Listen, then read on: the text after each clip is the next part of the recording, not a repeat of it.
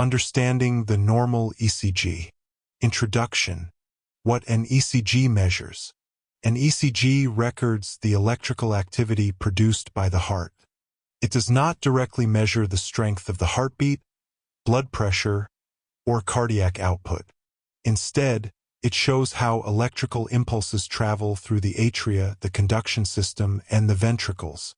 These electrical events occur just before the heart muscle contracts and relaxes. Understanding the ECG grid. Before examining the waveform, we need to understand the ECG paper. The horizontal direction represents time. At the standard paper speed of 25 millimeters per second, one small box equals 0.04 seconds. One large box contains 5 small boxes and equals 0.2 seconds. The vertical direction represents voltage, or electrical amplitude. One small box equals 0.1 millivolt. One large box equals 0.5 millivolt. The flat horizontal line is called the baseline or isoelectric line. The P wave. The first visible deflection is the P wave. The P wave represents atrial depolarization. Depolarization means that the atrial muscle cells are being electrically activated. The impulse normally begins in the sinoatrial node, also called the SA node. It then travels through the right and left atria. This electrical activation is followed by atrial contraction, which helps push blood into the ventricles. A normal P wave is usually small, smooth, and rounded. A useful memory phrase is P wave equals atrial depolarization. The PR interval. The PR interval begins at the start of the P wave and ends at the beginning of the QRS complex. It represents the time required for the electrical impulse to travel from the atria through the atrioventricular node and into the ventricular conduction system.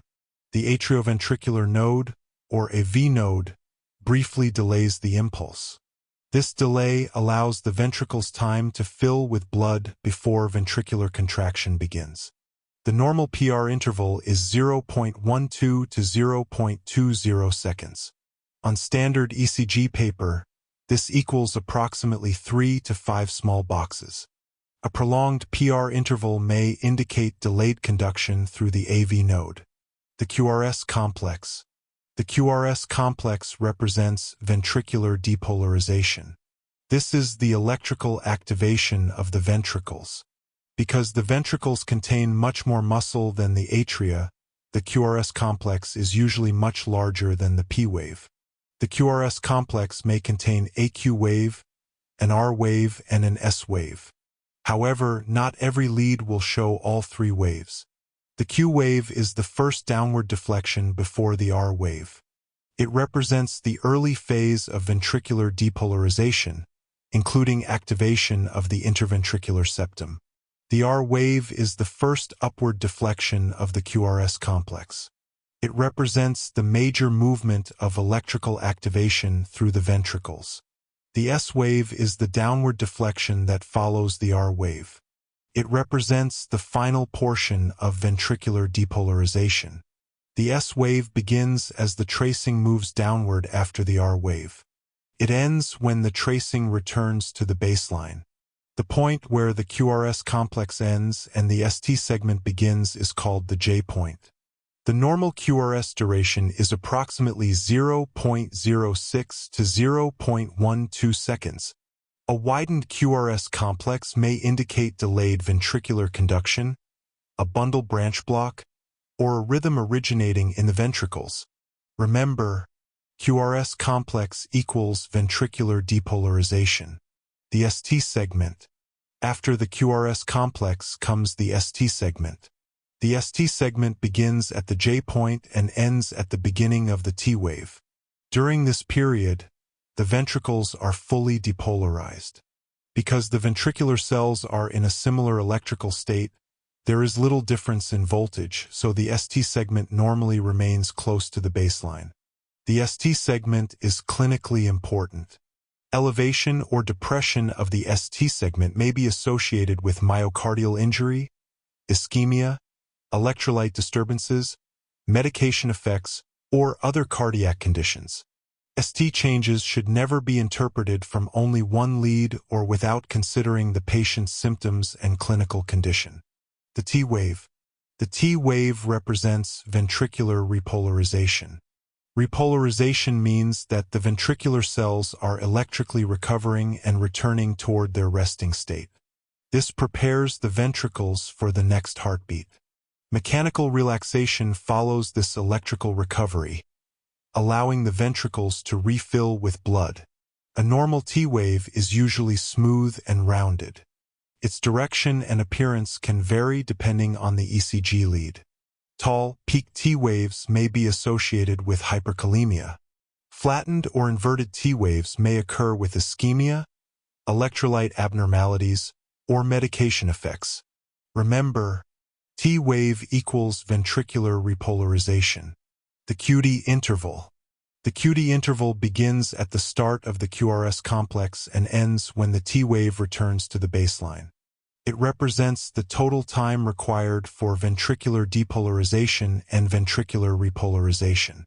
In simple terms, it measures the time from the beginning of ventricular electrical activation until the ventricles have electrically recovered.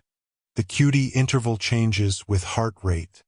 It becomes shorter when the heart rate increases and longer when the heart rate decreases. For this reason, clinicians often use the corrected QT interval called the QTC. A prolonged QTC is important because it increases the risk for dangerous ventricular dysrhythmias, including torsades de pointes. Intervals versus segments. An interval includes at least one wave and may also include a segment. For example, the PR interval includes the P wave and the PR segment. The QT interval includes the QRS complex, the ST segment, and the T wave. A segment is usually the flat portion between two waves. For example, the ST segment lies between the end of the QRS complex and the beginning of the T wave. A helpful memory trick is, an interval includes waves. A segment connects waves. Final nursing summary. The P wave represents atrial depolarization. The PR interval represents conduction from the atria through the AV node toward the ventricles. The QRS complex represents ventricular depolarization. The ST segment is the period when the ventricles remain fully depolarized. The T wave represents ventricular repolarization. The QT interval represents the total time for ventricular depolarization and repolarization. When interpreting an ECG, always connect the tracing to the patient's symptoms, vital signs, medications, electrolyte levels, and overall clinical condition. A normal-looking ECG does not replace a complete nursing assessment.